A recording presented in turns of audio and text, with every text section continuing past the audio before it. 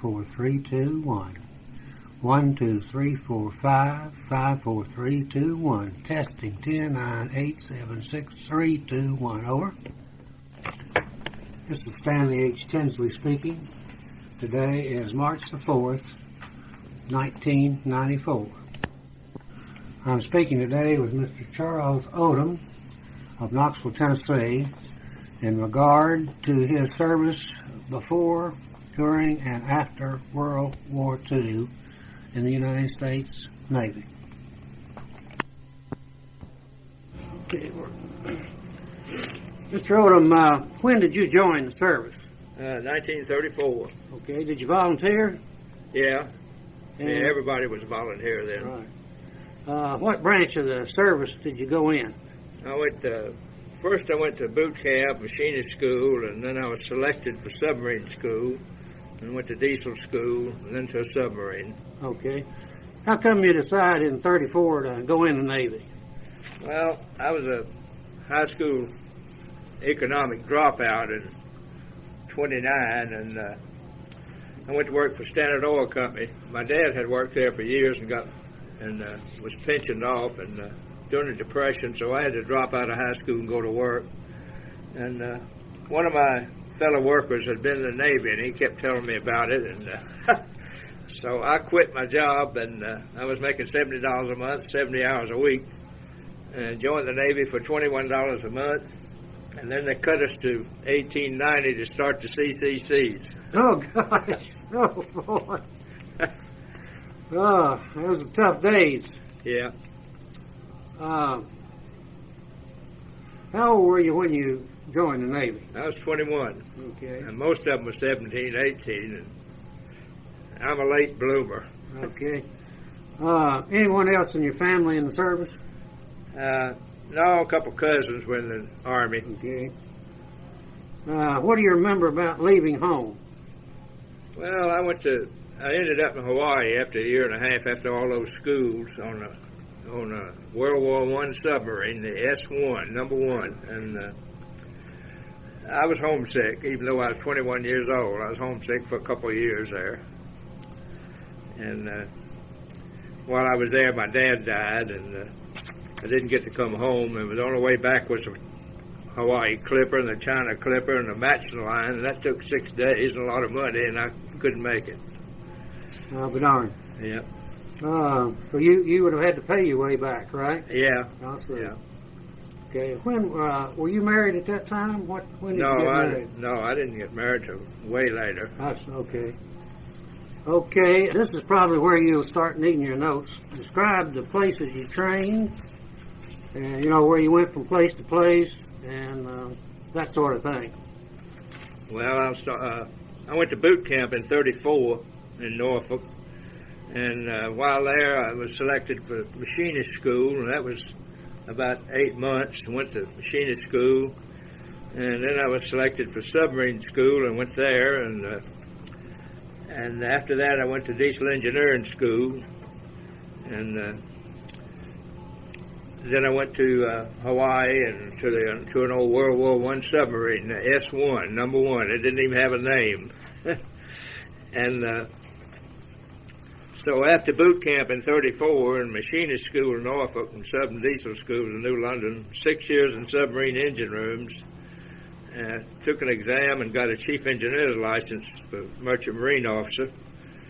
And then I did 2 years as a diesel roundhouse foreman at DuPont in Memphis. DuPont was making powder for Britain, and the river wanted me because I had a license, and the Southern Railroad was putting on a new train called a Tennessean. It was diesel, and they wanted me because I'd had 6 years' experience in those engines.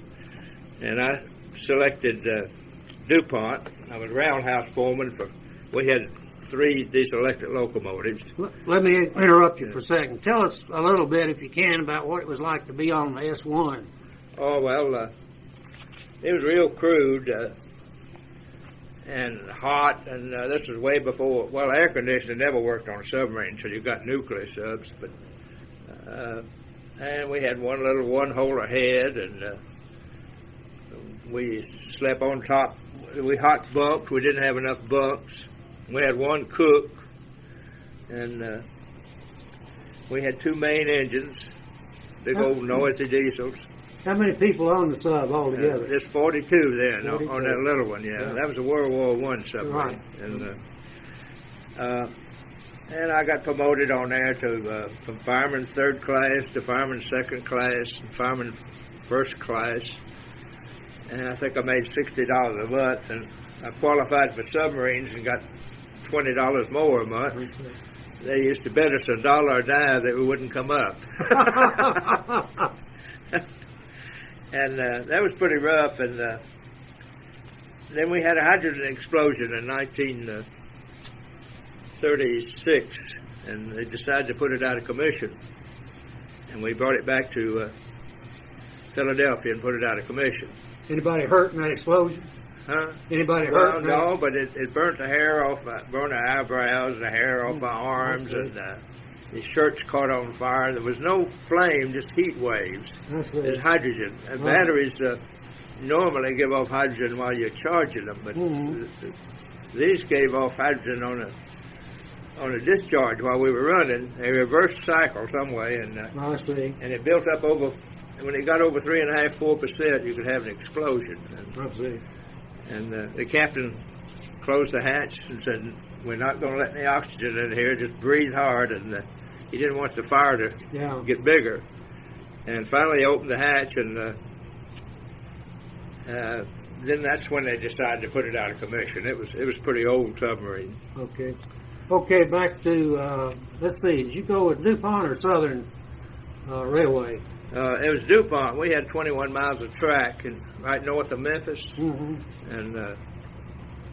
we had 3 locomotives, and then we had 8 little gasoline locomotives, and we made powder and dynamite for Britain.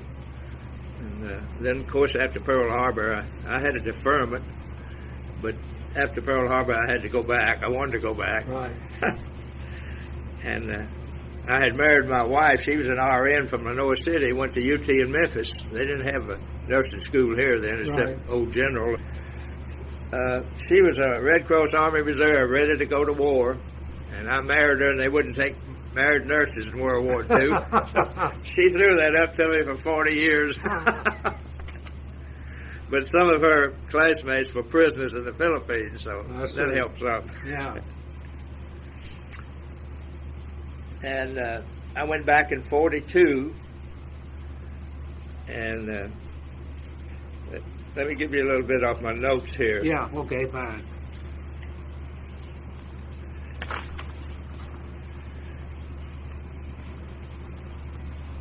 After 6 years, I was discharged. I made first-class machinist mate. I took this chief engineer's exam. In 1940, I got my license, and I wrote the Navy and asked them what they would give me if I re-enlisted. And, of course, they needed me. They were putting submarines in commission, and I'd had 6 years on submarines, and I was ready for the top enlisted rank. And so I went back and became the chief petty officer, and went to Cleveland, Ohio, and followed my General Motors big diesels right to Portsmouth, New Hampshire Navy Yard, put the submarine in commission 42, and went to the Pacific, and I was gone 2 years. I'd just been married 17 months. Gosh. And most of the men on the submarine were 20 and 20 and a half. The average age was 20 and a half, including the old chiefs and the officers. And we had 3 chiefs, and I was 29, and they called me the old man, the old chief. 29. 29, yeah. Oh, well, let's see. Were you all in action out there in the Pacific? Yeah, we took the Billfish to Brisbane, Australia from Panama. It took us 30 days. And then we went on our first patrol run up off of Indochina, which they call Vietnam now. And then we came back into Perth, Australia on the Indian Ocean, and I operated out of there all during the war. Let's see. We had submarines operating out of there and out of Pearl Harbor. And later, the ones in Pearl Harbor kept jumping the islands with submarine tenders as they went toward Japan. And we got down to Panama. We'd never heard of depth charge, so they dropped a couple about a mile away, and we thought that was awful. We didn't know they were that far. We found out real quick when we got in the war zone that they were way off. I bet. And you want me to go on into some of our patrol runs now? Let's see just a minute.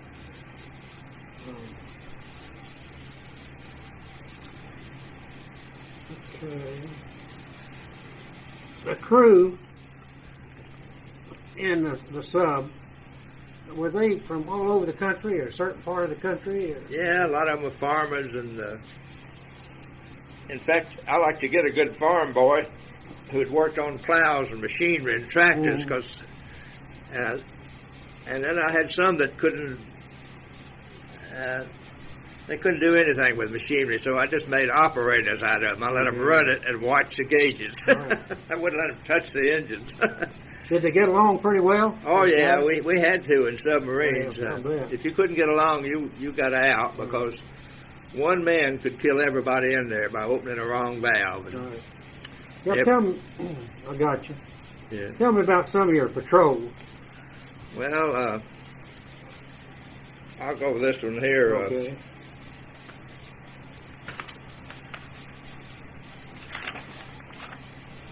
We left Perth, Australia, and about 1,000 miles at Darwin, Australia. We topped off with fuel, and then we left the Indian Ocean and started through Lombok Straits. That's a real narrow thing, about a half mile wide, and the Japanese had artillery on both sides, and it's between Bali and Timor Islands. And we were trying to get to Makassar Straits, which is north of there, and that's where the first big carrier sea battle took place. And the tides of the Indian Ocean rushed through that little channel, and we'd lose control when we submerged. We'd broach. The bow would stick up, and the Japanese would shoot at us. So we had another option. We'd go through that midnight at 21 knots. So on the surface? Yeah, we did that. And even then, after they got radar, that was hazardous too. Yeah. But right at the first of the war, they didn't have radar. And then we hit Makassar Straits, and we were in there about 4 or 5 more days. And they had destroyers there, and we got depth charge, and we were beat up before we ever got to our station. And then we had to go through Balabac Straits, which was narrower yet. That took us over to the South China Sea. That was south of Palawan and north of Borneo. And we lost several submarines there for mines. And when a submarine hits a mine, it goes down in a few seconds. And if it's on the surface, the only one saved are maybe the lookout and the officer of the deck up there. And then we got on station. We had a 50 square mile area to patrol, and there were other submarines all around us.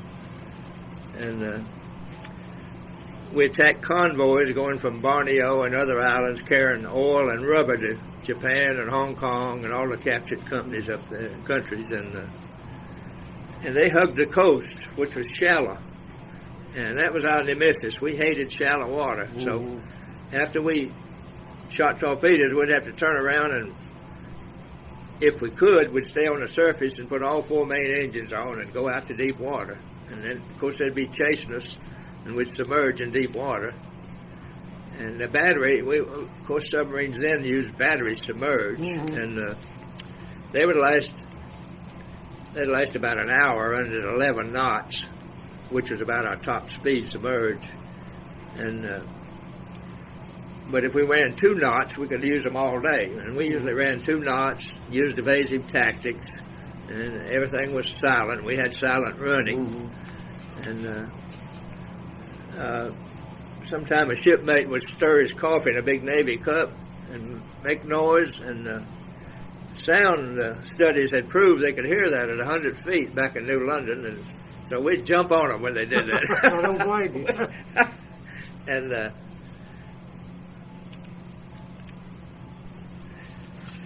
And what, you were on the billfish? yeah, the billfish. Did y'all have any ships to your credit? Oh yeah, she sank 7 ships during the war. Ships. And I've forgotten how many tons, but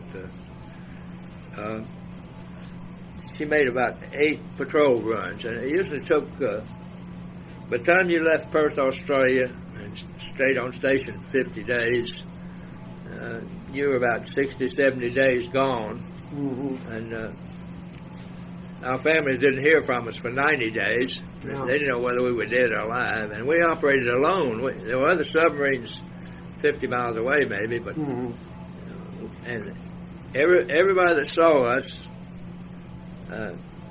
we were the enemy to them. Even naval planes, U.S. Navy planes bombed us, Australian planes bombed us, and we just had to submerge when we saw an airplane. We had identification friend to foe signals, but that didn't work. They didn't keep up with it. We did. Right. We kept up with it meticulously. Right. It was all in a book and code, and so submarine chasers could make about 20 knots, and we could outrun them at 21 knots with a clean bottom. And later on, you'll see this did not refer to personal bottoms, but the ship's bottom, the barnacles. Right. And we engineers had to know a few tricks. So, we had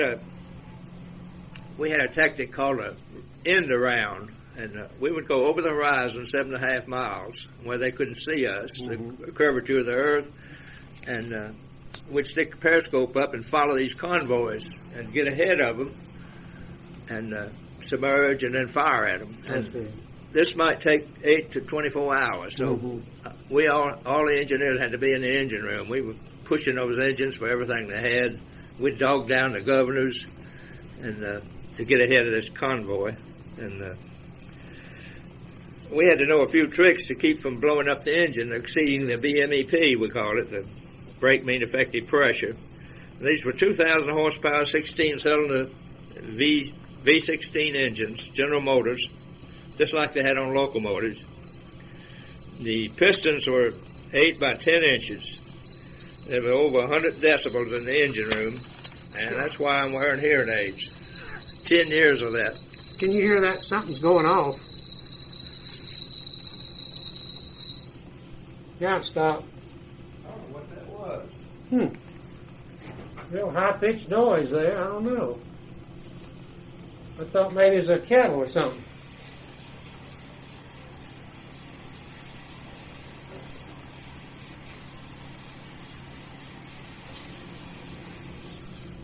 I don't have any idea what that was. There's nothing that. Well, that's not amount to anything. Down the hall, my washing machine's running. Could have been something on that. Let's see, where were we? We were making a end around. Yeah. And of course, this was our forte, the engineers. It was our glory and our payday to get that submarine ahead of them. And we stayed back there and cooperation and hot coffee and adrenaline kept us going, and we'd stay there and watch that engine like a hawk. I even had a stethoscope. I'd go around and listen to make sure something wasn't going wrong. Right. And I had 21 men, and I had 6 good first-class petty officers, so I could get a little break sometimes and go up and get a cup of coffee, and we turned our hats around on watch. We just didn't get relieved, and we put sockets on the governors, and then we submerged, and all the glory went to the left arm ratings. The right arm ratings. They were the torpedomen, and they got the torpedoes ready, and glory shifted to the right arm rates, and they made ready the tubes with 610 fish, and each one had a warhead of 500 pounds of TNT. We carried 21 of these.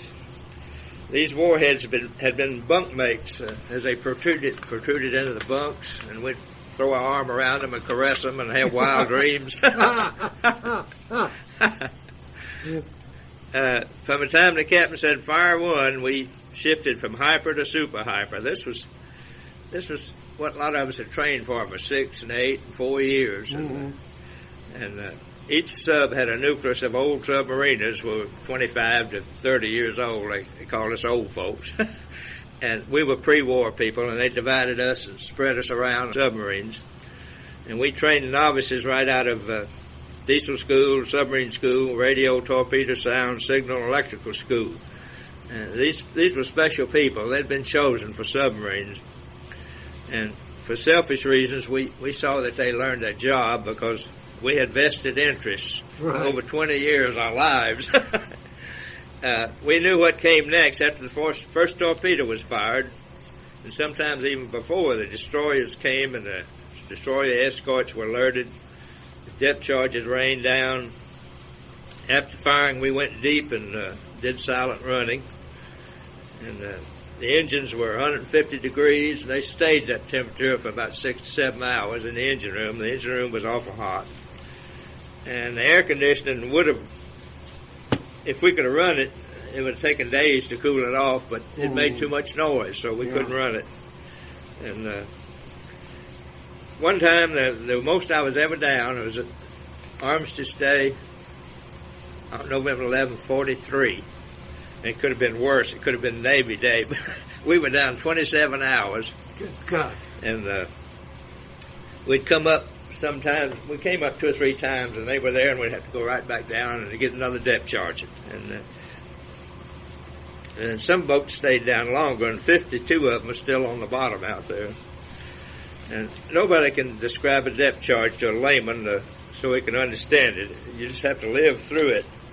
And they were pinging on us with sound gear, and this pinging noise was nerve-wracking.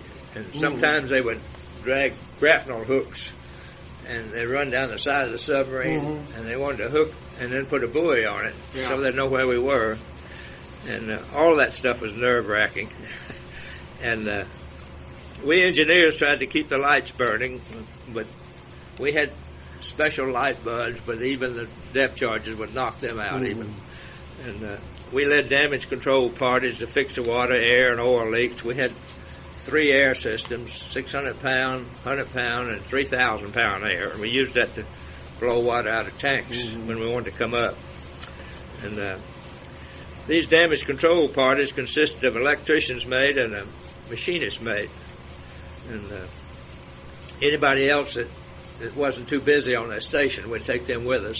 And we had these big, long, wooden ice cream cone-shaped plugs, and we'd drive them in leaks with a sledgehammer.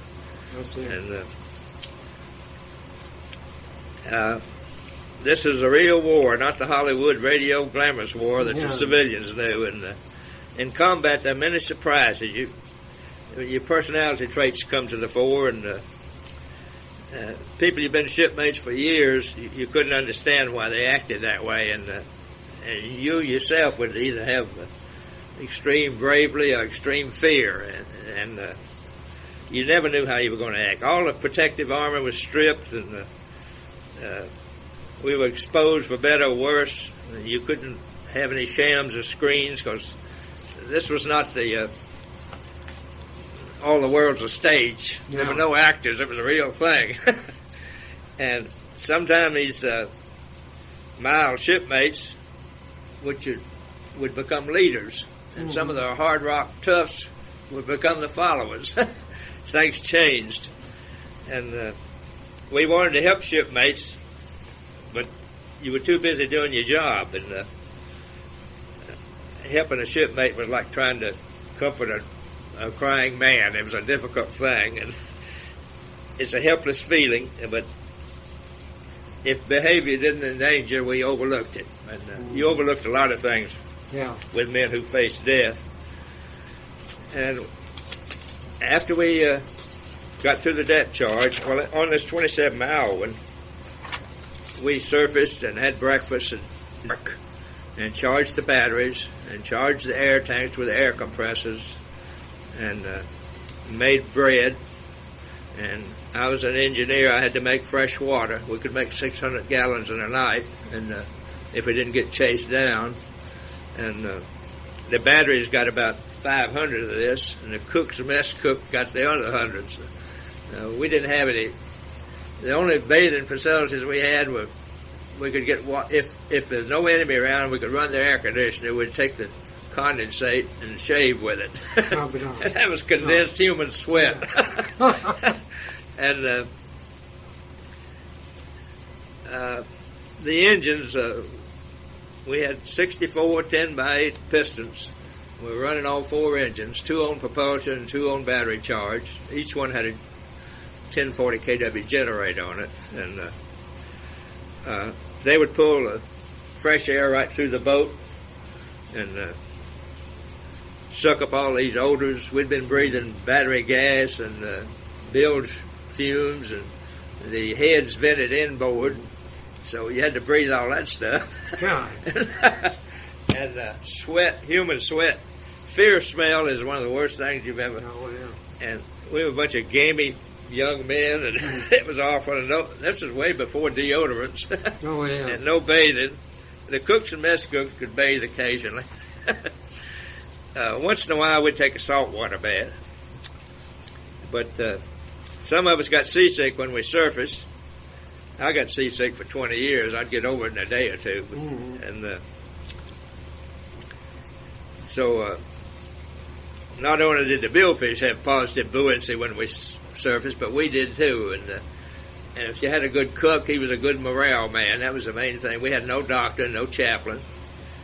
We did have a pharmacist mate who was a medic in the Navy back then, and he was a chief with 18 years then. And all he wanted to do was stand there watching my engine room or shoot a machine gun. These were not his duties. He came under the Geneva Constitution. So if you hurt your finger, he'd say, go back and look in the medical locker and get your aspirin. And after a good attack or a sinking or a severe depth charge, he'd go up and talk the captain out of some medicinal brandy. We had some little 1-ounce bottles of medicinal brandy. The captain had them in his safe. Mm-hmm. And so he'd get each of us a little 1 ounce of brandy, and nobody drank on a submarine, but this was just a little special thing after a depth charge or something. Right. And it was a morale builder. Right. And our pharmacist mates had been trained for independent duty, like small ships and without a doctor, and submarines, and they also served with the Marines. They had special training, and several of them. There were several appendectomies performed by those men during the war. Yeah. Mm.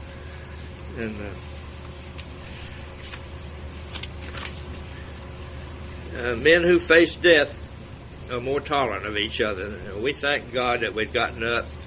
We had control over fear and rage. Once during the depth charge, our yeoman, who's a ship's rider, answered the call of nature when they dropped a 300-pounder right over his head. Had he been standing up, it would have driven him to his knees. All stopped. He answered no calls for a week, a paradox to what you would think the reaction would be. He was that scared. We wore service stripes on our uniforms, and each one meant 4 years service. And these were found in other articles of clothing sometime after a severe depth charge. We call them hash marks. Yeah. 90% of our senior officers were academy graduates. Most of them were lieutenant commanders and commanders, and dozens of them were ready to be kicked out of the Navy when the war started. Mm-hmm. They hadn't been promoted, and they became some of the top scorers in the war. Mm-hmm. And some of them just couldn't stand depth charges, so they had to get out of submarines.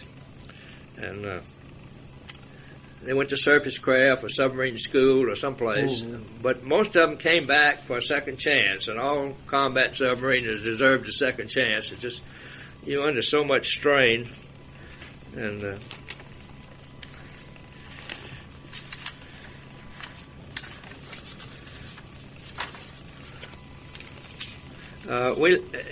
one of our typical runs is we left Fremantle. Now, well, I've already gone through that. Went to Darwin and topped off with fuel. And our main targets, I gave you that. Let's see. On average, how long were you away from your base? How many days before you got? 60 days. 60 days? Yeah, it took us 2 weeks to get there, or 10 days. And we were on station usually 50 days if we could. But we got short of food. We didn't have any storage room. And after we got all the food we could get on that submarine, and I had 5-gallon tin cans of coffee behind all my engines and all kinds of food behind the engines. If anything had happened, we couldn't have gotten back there. We'd have had to take it all out to work on them. And we'd load up everything we could, and then the cook would say, now there's 12 cases of sardines on the dock. If you can store them, you can have them. We filled our lockers up with sardines. In Fremantle, Australia, after we finally relaxed, after we came through Lombok going into the Indian Ocean coming back to Perth, we were afraid of Japanese submarines. And our submarines sank a lot of Japanese submarines. And that was an awful thing, a dog-eat-dog. It was all underwater, using sound gear. And that's what they use nowadays, but it's more sophisticated. Right. And they never surfaced. But we'd hear them, and they'd hear us, and you could hear a torpedo wishing by. You knew it missed. And then we'd shoot at them, and that was nerve-wracking. And in Fremantle, when we got back to Perth, Fremantle's the port for Perth. We tied up to the dock, and the chiefs in the first class had the repair orders, so we always had something knocked loose from depth charges.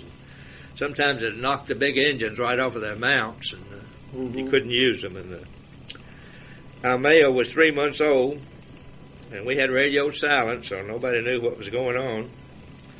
And if we had a good run, they offered us a commission or warrant officer. Well, in the Navy, a warrant officer is a commission officer, but that meant going to surface craft, which is steam. And we were diesel men. We just refused to take a commission because most of our officers were academy men. And we'd get back to Perth and have an apple. An apple, after months at sea, was delicious. And later on, I found out they were Granny Smiths. Some old lady out there got a sprout out of a dock and started out of a dump, and started the Granny Smith apple. I'll be darned. And a bus took us to Perth, where we'd go to rest R&R, and we ate in the hotel dining room. And I fell in love with the Aussie steak and kidney pie, and I really liked it. I always watched the menu to make sure when they had it. And I got back home, my wife tried it, and it tasted like the byproduct. Biscuits were called scones, and cookies were called biscuits. Some of us went to the beach, and we were white. And I'd go out and never see the ocean or the sun or the sky for 60 days. We didn't go topside. It was just the lookouts and the OD up there. And one time we came back in and went to the December, which is summertime, and I spent my whole 2 weeks R&R with blisters all over me. Oh, my God. The Australians put lanolin on me. I didn't want to go back to the tender and get in a sick bay, so I stayed in the hotel. They put sheep lanolin on me. And we used to hear Tokyo Rose's records on patrol. She had the best records, better than we had. We had a 50-book library. We'd change every run. And there were a lot of poker games and AC-doocy, and a lot of $1,000 IOUs, because it was worth $1,000 to get back.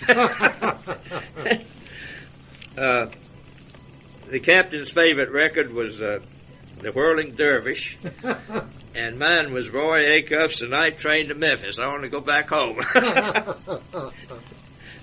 And if we had an engine breakdown, we just worked on it till we got it finished. Sometimes it's 4 or 5 days. And you just drank coffee and worked until you fell over asleep, and then somebody would wake you up in a few minutes, and you go back to work. And after after a while in Australia, I'd gotten 3 of my first class promoted to chief. Well, we had 4 chiefs, and we weren't supposed to have but one chief engineman, a motor machinist mate, they called us then. And so I got to go back to new construction after 2 years. And so after a while, the relief crew, I got my orders go across Australia to Sydney by train. And each state had a different gauge of railroad, so we had to change every state. And I took a sea bag full of Navy food because I knew I'd heard about it before. And 2 or 3 times a day, this train would stop, and these Australian whacks would cook in a boxcar, and we'd line up with a tray, and it was sheep stew, and I just couldn't eat sheep. The Australians loved it, and we had some black shipmates. Most of them were officers' cooks in World War II and officers' stewards. So we had one on a submarine, and he'd stare. After they got through, they'd dump this sheep stew out on a piece of plastic or something, and these Australian aborigines would come in from nowhere. You didn't see how people could live out there, and they'd get that. And these black shipmates would look at them and shake their heads, and we did too. And we boarded a maritime ship in Sydney, and it was an army ship with civilian crew, and everything we ate was boiled except the bread. They had to boil it in a steam kettle, nothing fried or baked. And we didn't trust those people, so we submariners volunteered to be lookouts for submarine periscopes. So we started our own watch, and around the clock we'd watch for periscopes, Japanese periscopes. We knew what they could do. And after about 3 weeks, we hit San Francisco, and I called my wife. She was working in a hospital in Memphis, Methodist, and I rode a train called a Challenger to Chicago. It was a coach, and it was a challenge. It took 5 days. Nice. And freights had priority. Yeah. And from Chicago, I caught that night train to Memphis. And that was on the IC's Illinois Central, Panama Limited. And after a couple of weeks' leave, my wife quit a job, and we went to Beloit, Wisconsin, to Fairbanks Morse Engine Company. I was going to follow my engines to a new submarine, and the war was slowing down then. Submarines had sank most of the Japanese ships, and the main thing submarines were doing was picking up pilots that ran out of gas, at B-29s, and Bush was one of them. The submarine Finback picked up Bush, and in Beloit we rented an apartment, but the Navy couple in it hadn't left yet, and back there they weren't used to sailors, so the landlady gave us our own bed. She slept on a cot, and we were having a second honeymoon. And we were there in the hottest part of the war, and we went down to, after 6 weeks, we went to Philadelphia to put this new submarine in commission, and we got down, there was a Sabalo, and we got to Panama and the war was over, and what a happy bunch. We turned around and came back, decommissioned that submarine. It was a brand new submarine, and the CNO now, Admiral Kelso, was engineer officer under the Korean War, and they put it back in commission during the Korean War. And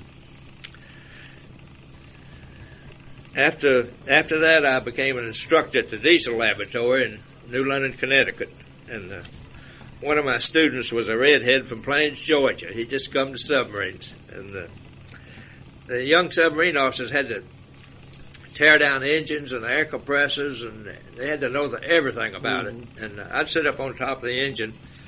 I was a chief petty officer, and I was the officer's instructor. And I had about 10 of these young ensigns and junior lieutenants. They were pulling pistons and cylinder heads, and so they knew what they were doing when they got on the submarine. Was he a pretty good student?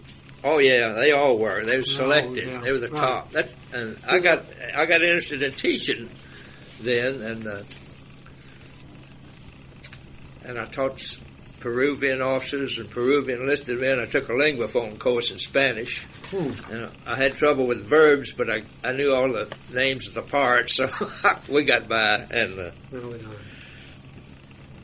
And teaching there was like for a diesel man was like a command to go into war college. I mean, that was our top, so we really enjoyed that. And so after I got out of the Navy, I found that's why I went to Fulton High and taught for 20 years. Where did you teach for 20 years? Fulton High. Did you? Yeah, I went to UT when I was 43-year-old freshman. I retired from the Navy. And I still had my GI Bill, so I got GI Bill and my Navy pension. And my wife was working Fort Sanders. So we have submarine veterans of World War II. We meet one big convention every year and several little ones. And we'll all be at Norfolk next September, and that'll be one of the real big ones. And I was on the Billfish, and the new Billfish is a nuclear sub, but she's 20 years old, and they usually send the chief of the boat. The chief torpedoman is usually the chief of the boat. He works with the executive officer, and he's kind of like a policeman, but he keeps order and keeps things straight and boosts the morale. And but he's also a torpedoman. And sometimes they use other ratings. One chapter of Submarine Veterans of World War II is called Diesel Boats Forever chapter, but the last diesel boat went out of commission in 1990, and no more. So I retired about 38 years ago, and when I come up by a diesel car at a stop sign, I let my window down to listen to that diesel. And that's kind of like an old railroad engineer listening to a steam whistle, I guess. And during the Korean War, I was on a tanker. I was chief engineer of a diesel-electric tanker. And we fueled carriers and battleships, and we'd go down the coast and fuel the nationalist Chinese destroyers. And about the only danger we had was mines. We had to watch for mines, and if we'd see a mine, we'd shoot it ahead. We'd have a man up on the bow, and because if it hit on a tanker, we'd catch a fire. And I had 10 years in the Navy. After my tour there, my wife came out there on a freighter. The Navy wouldn't let you come on a transport during the Korean War, and we had to rent a Japanese house. Finally, we got on the base in an apartment at Yokosuka. This house was up at Kamakura, the Hollywood of Japan, but it had straw floors and paper windows. And so, after my time in the Korea, I asked for instructor duty anywhere in the United States, and my orders came to charm school. That's what we call instructor school. In San Diego, I took an advanced course there, and then I had orders to go to the Naval Net School in Tiburon, California. I said, what in the world is a net? And nets and booms. Nets are you put across the harbor to stop submarines and torpedoes, and booms are big, long things like telephone poles to stop ships. And so all the students there were boatswain mates who are deck people and riggers, and we didn't have them on submarines, so I'd never been around any of those people, and they're the ones that blow the little whistle. And before I could teach them, I had to have some courses in seamanship. I had 17 years in the Navy in the bowels of a submarine, and I didn't know what only knot I could tie was a cylinder head hitch. So I went through the school, and I'm the only engineman in the Navy that went through net and boom school. I got a big certificate in there. And we had a lot of foreign students there, nationalist Chinese, Iranians, Spanish, Dutch, Filipinos, and Brits. And we enjoyed teaching the Dutch people more than anybody. Most of them spoke English, and they were real sharp and good submariners, too. Well, these weren't submariners, but they had some submarines in World War II in New London, our allies. In addition to net weaving, these nets were made out of 1-inch cables, and they were about a mile long. And we had a big concrete slab we wove them on. And I also taught the power plant on the net ship. It was diesel electric. And the young officers wanted to start a course, so I set one up. And back in the 48, I'd had a linguaphone course in Spanish, so my wife and I went to Key West after that, and we practiced down there, and then we went to San Diego, and we'd go down to Mexico and practice. We went to night school 2 years taking Spanish, and then I got transferred to Japan. So I forgot it all, but a lot of it came back. I was teaching Spanish officers and Spanish enlisted men in net school. And